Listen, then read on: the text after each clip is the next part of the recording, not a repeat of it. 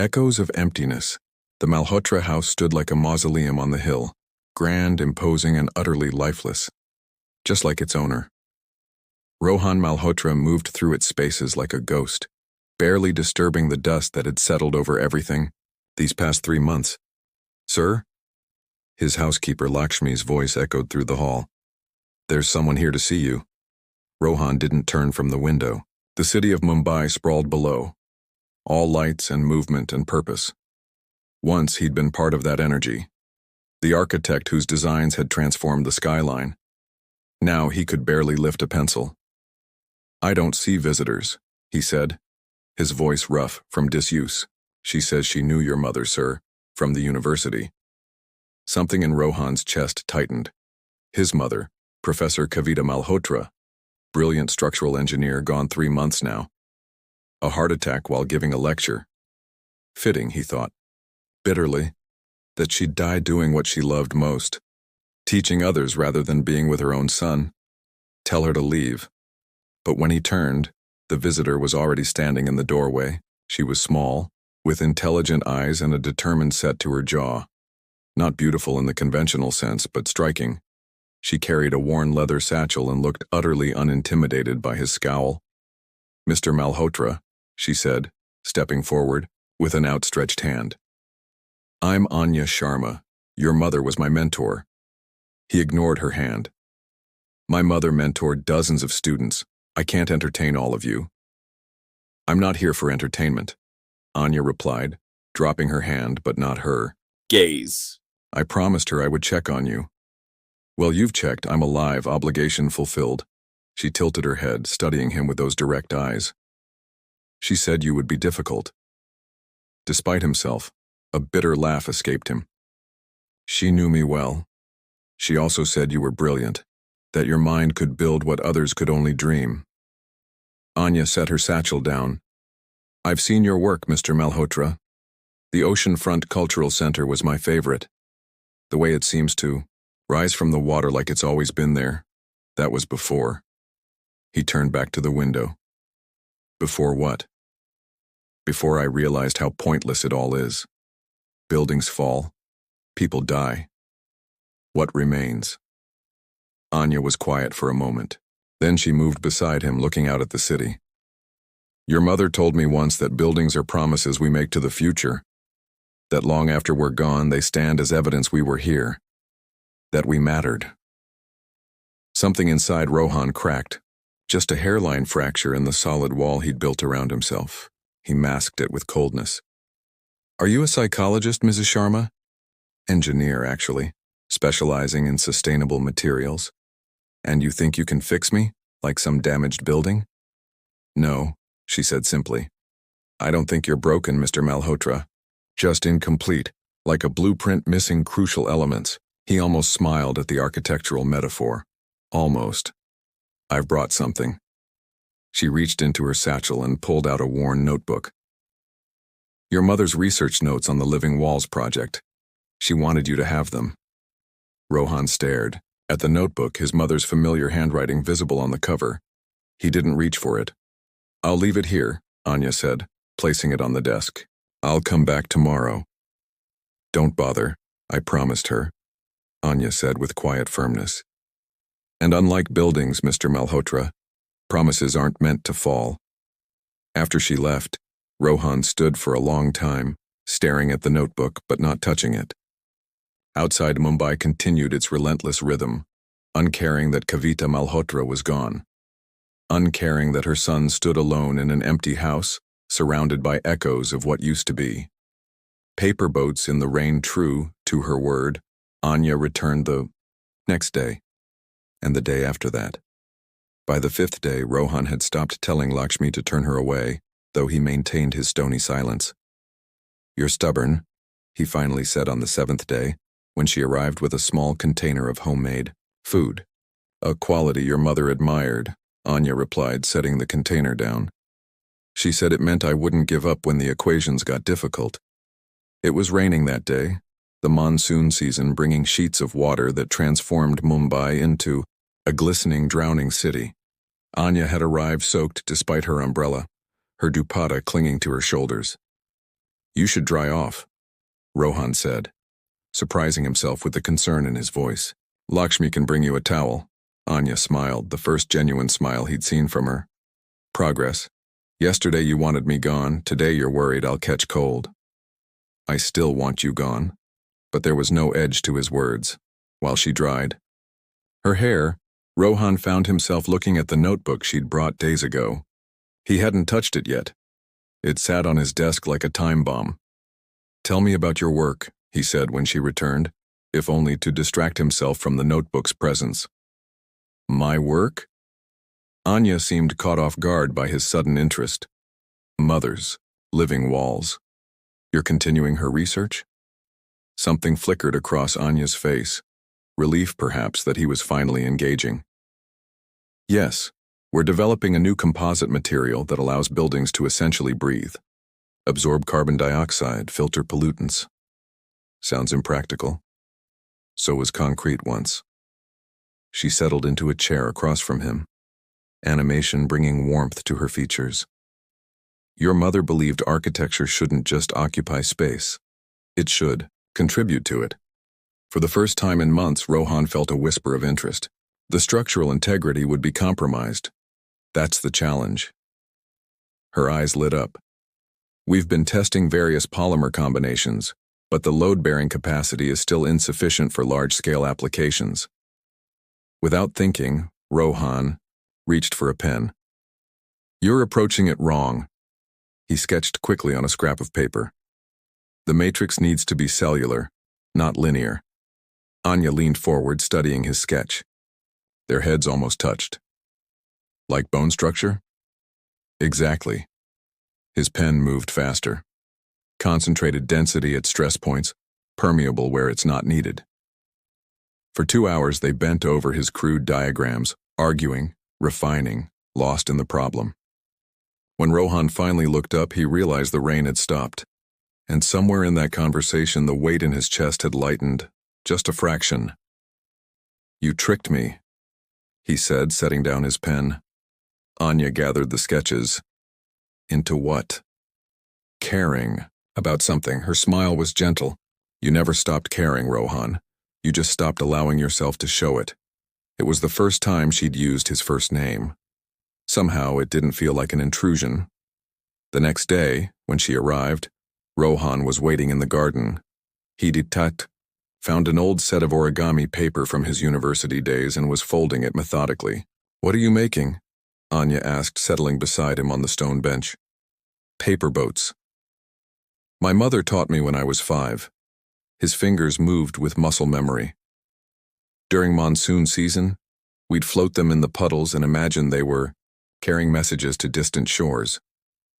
Anya watched his hands. What messages would you send? Questions mostly. Why the sky is blue. How birds know which way is south. He finished a boat and handed it to her. Children's curiosities. And now? She accepted the delicate paper vessel. Rohan looked at her, really looked at her for the first time.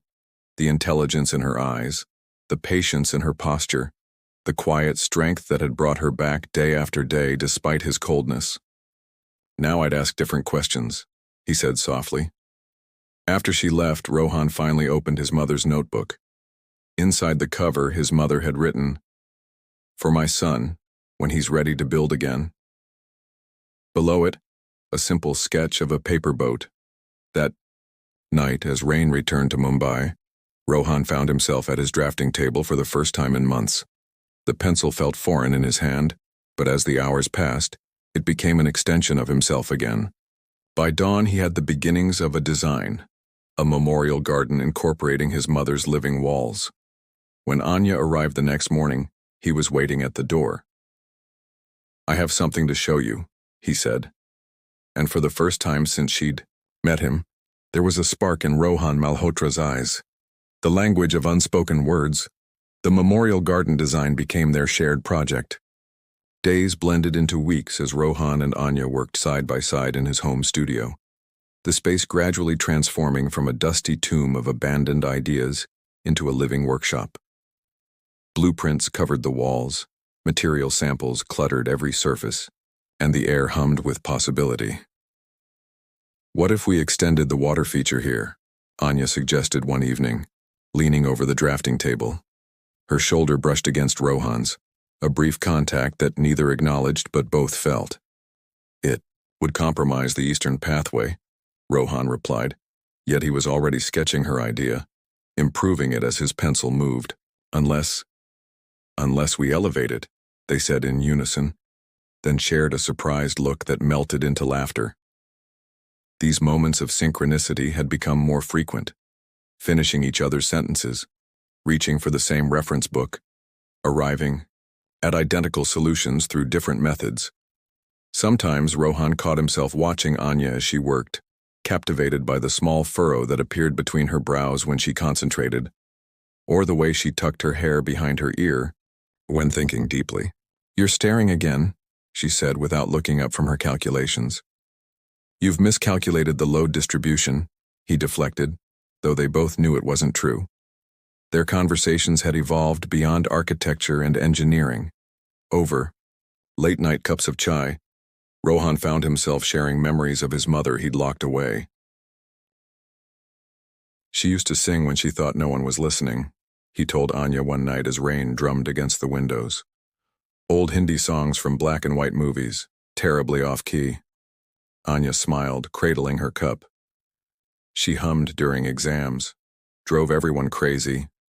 That sounds like her." He paused, venturing into territory he'd avoided. "How did you meet her?" "I was failing structural engineering.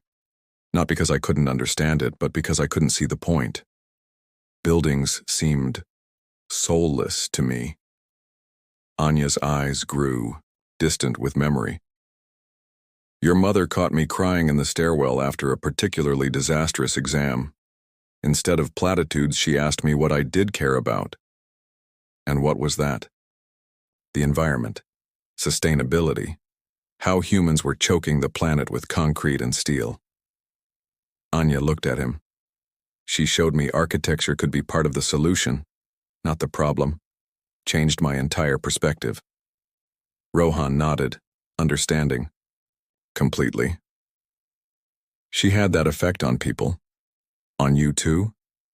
He considered this. "Differently. She believed in me so completely that I never questioned my path, until she was gone. Then I questioned everything." Anya reached across the table and briefly touched his hand, a gesture so unexpected that neither moved for several heartbeats. "And now?" "Now?" Rohan looked at her hand on his. "Now I'm finding new reasons to believe again." The Memorial Garden project expanded. What began as a small tribute evolved into a public space design incorporating cutting-edge sustainable technologies with Rohan's visionary aesthetics.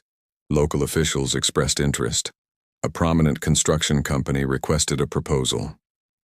"We could actually build this," Anya said one morning, her voice filled with wonder as she reviewed the finalized plans. "Your mother's theories, your design vision, it could become reality." Rohan watched her excitement, feeling something unfamiliar bloom in his chest. He'd been so focused on his grief, on the void his mother left, that he hadn't noticed how Anya had carved her own space in his life, not replacing what was lost but creating something entirely new. One evening, as they worked late, Lakshmi brought dinner and gave Rohan a knowing look before departing. He pretended not to notice. "You've started smiling again," Anya observed, as they ate. Lakshmi mentioned it's been months since she's seen that. "Lakshmi talks too much," he grumbled, but without heat. "She cares about you. As did your mother." Anya hesitated. "As do I." The words hung between them, simple yet profound. Rohan set down his fork, suddenly unable to meet her gaze. The realization that had been building for weeks crystallized. His feelings for Anya had grown beyond gratitude, beyond friendship. But acknowledging this felt like a betrayal. Of his grief, of his mother's memory, of the comfortable space they'd created. "Rohan." Anya's voice was soft with concern. "We should focus on the project," he said abruptly, standing to clear his plate. "The municipal review is next week." He felt Anya watching him, felt the weight of words unsaid between them. The language they'd developed of shared glances, collaborative creation, and quiet understanding suddenly seemed insufficient for the complexity of what was growing. That night, after Anya left, Rohan stood on his balcony overlooking the city. Mumbai pulsed with life below, reminding him that the world continued its relentless forward motion regardless of those left behind, or those afraid to move forward. His phone chimed with a message from Anya. Some things, once designed, must be built, or they haunt us as possibilities never realized. Rohan stared at the words, understanding she wasn't talking about buildings anymore. Dancing with Shadows, the municipal review came and went, their proposal receiving enthusiastic approval. Local newspapers featured the innovative memorial garden design, praising the fusion of Rohan's architectural vision with Anya's sustainable engineering. In public, they were a seamless team. In private, an invisible wall had risen between them. Rohan found himself inventing reasons to work separately, meetings he suddenly needed to attend alone, site visits scheduled when he knew Anya had university, commitments. He began leaving early or arriving late to avoid those quiet moments that had become too charged with unspoken feelings. "You're avoiding me," Anya said plainly when she finally cornered him in his studio one rainy afternoon. Rohan busied himself organizing drawings that didn't need organizing. "I've been busy with the contractors." "For 2 weeks?" She stood her ground, arms crossed. "We haven't had a proper conversation since the night I said I cared about you." "There's nothing to discuss." His voice sounded hollow even to his own ears. "We have a professional relationship. The project is going well. Is that what this is to you? Just a project?" He couldn't answer. Instead, he moved to the windows, watching raindrops race down the glass, each one charting its own solitary path. "Your mother warned me about this," Anya said quietly. This caught him off guard. "About what?" "How you retreat when emotions get too complicated. How you build walls better than buildings." She stepped closer. "She told me once that you'd inherited her mind but your father's heart. Brilliant but guarded." The mention of his father, who had left when Rohan was 12, unable to live in the shadow of his wife's success, struck a nerve. "You didn't know my father." "No, but I'm starting to understand his legacy in you." Her voice softened. "What are you afraid of, Rohan?" The question hung between them like a suspended bridge, both an opportunity to cross and a reminder of the distance. "I'm not afraid," he said, the lie bitter on his tongue. "I'm practical. Whatever you think is happening between us, it's just proximity and shared grief, a psychological response to trauma." Anya's laugh was sharp, unexpected. "Is that what you tell yourself? That this is just some textbook reaction? Compartmentalizing emotions into neat architectural boxes? It's the truth. No, it's an excuse." She moved to stand beside him at the window. "The truth is, you're terrified that feeling something for me somehow diminishes what you felt for your mother. That moving forward means leaving her behind." Her accuracy stunned him into silence. The rain intensified outside, mirroring the storm within him. "You think I don't understand that?" Anya continued, her voice gentler now. "Kavita was like a mother to me too. When I first realized my feelings for you were changing, I felt guilty. Like I was betraying her by seeing her son as more than just her legacy." Rohan turned to look at her, surprised by her confession. "You felt guilty?" "Of course I did. I came here to fulfill a promise to her, to help you find your way back to yourself. Not to—" She trailed off. "Not to what?"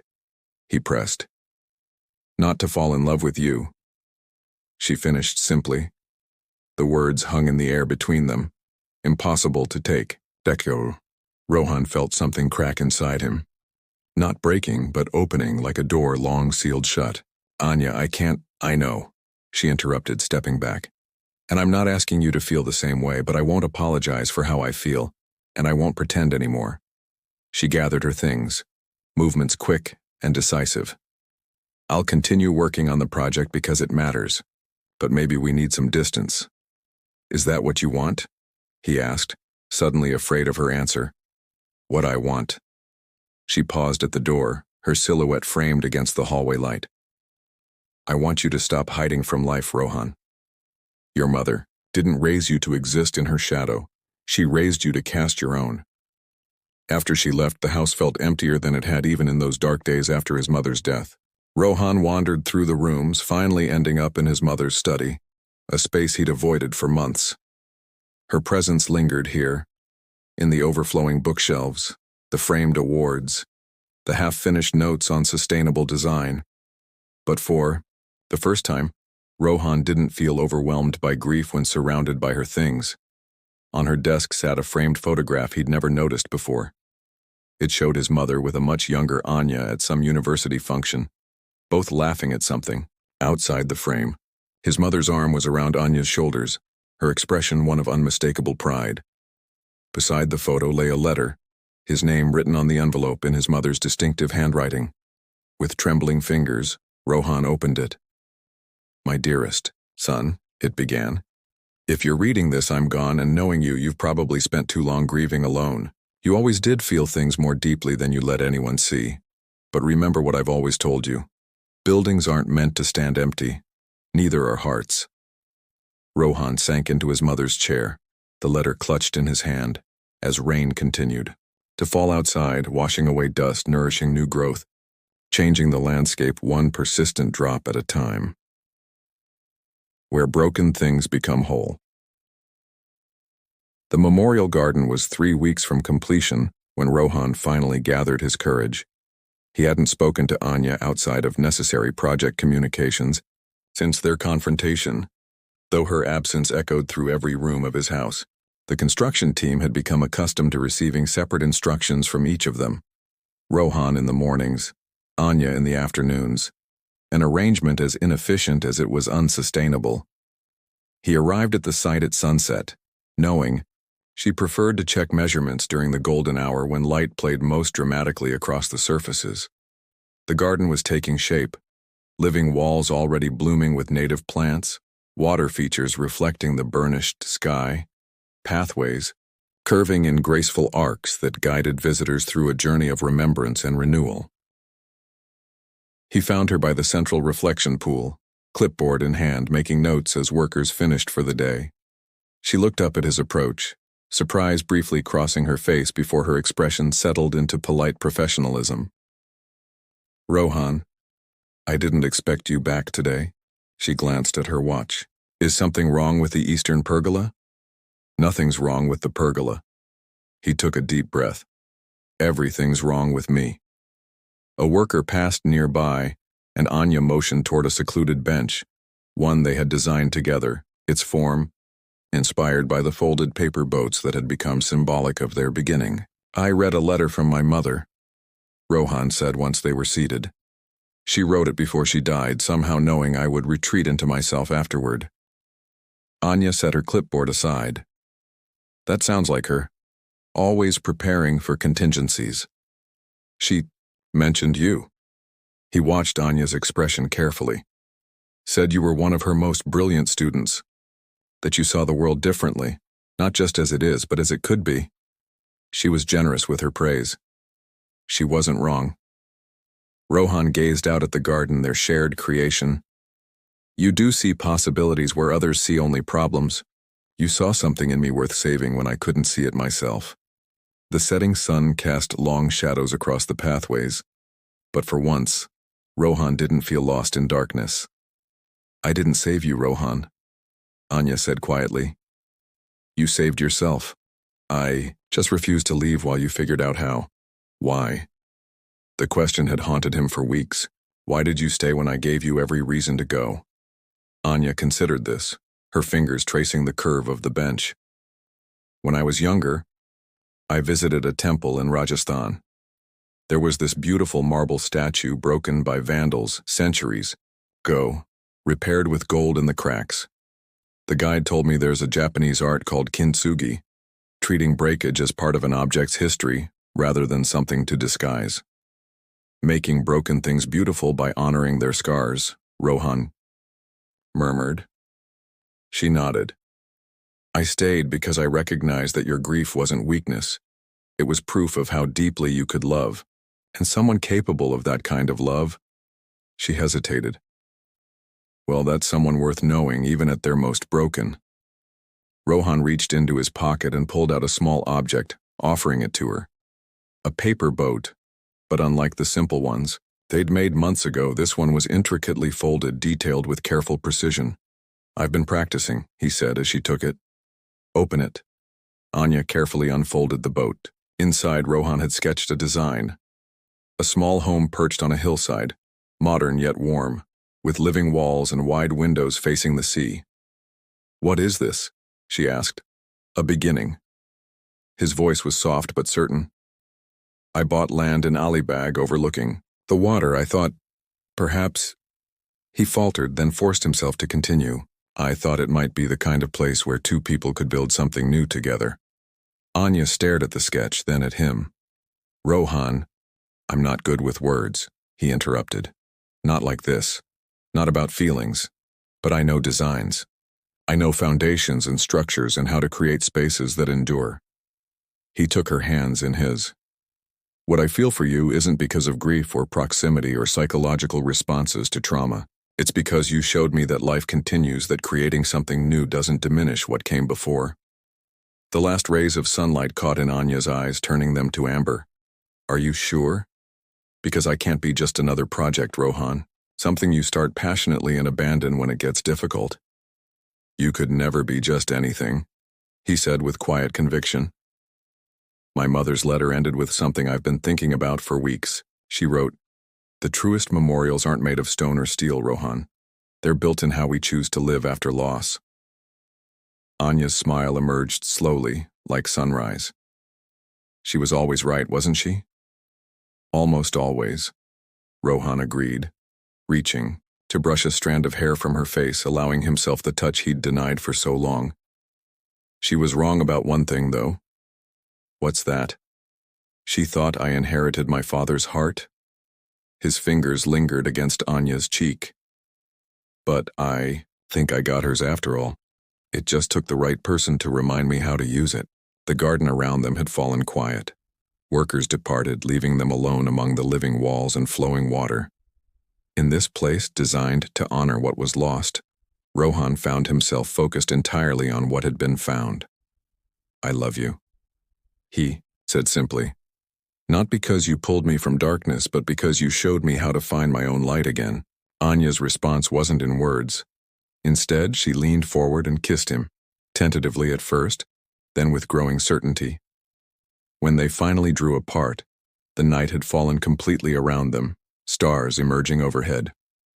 We should go, she whispered. They'll be locking the gates soon. Rohan stood, offering his hand. I was thinking, my house is too big for one person. Is that an invitation? Anya asked, taking his hand. It's a question, he replied, about blueprints and foundations and building something that lasts. As they walked through the garden, their creation, their testament to healing and growth, Anya's fingers intertwined with his, steady and sure. Yes, she said, answering the question he hadn't quite asked. I think those are blueprints worth drawing together. The memorial garden would open to the public in 3 weeks, a tribute to Professor Kavita Malhotra and her vision of architecture that nurtured rather than dominated the environment. But for her son and her student, it had already served its purpose, a bridge between broken hearts, a space where grief could transform into something new without being forgotten. And in the center of the garden, beneath a canopy of climbing vines, visitors would find a small bronze sculpture, a paper boat forever sailing toward unseen shores, carrying messages from the past into a future bright with possibility.